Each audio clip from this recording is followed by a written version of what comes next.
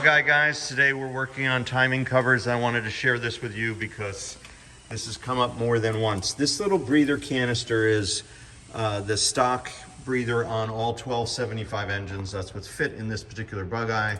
It could be in a midget, a Sprite, or some other application, a Mini even, where you have this breather. And these are really vulnerable when they get whacked to cracking the joint, which is right here where that thing is brazed into this timing cover.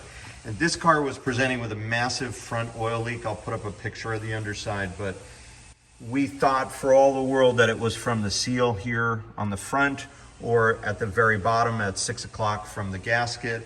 And it turns out it's something that we've seen before, thanks Terry, is this crack right here. You should be able to see this.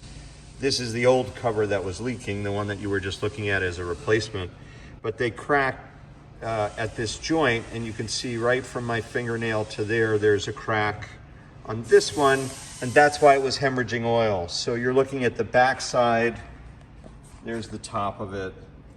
And what's tricky about these is that you will, for all the world, see a leak down here at the seal at 6 o'clock at the bottom center, and you'll think, all I have to do is change this seal, or all I have to do is change this gasket, both of which were probably also leaking.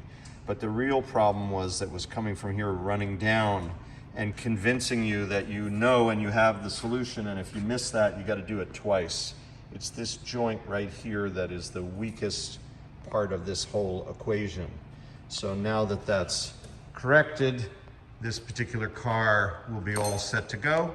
And that's what we're fixing this week here at Bugeye Guys.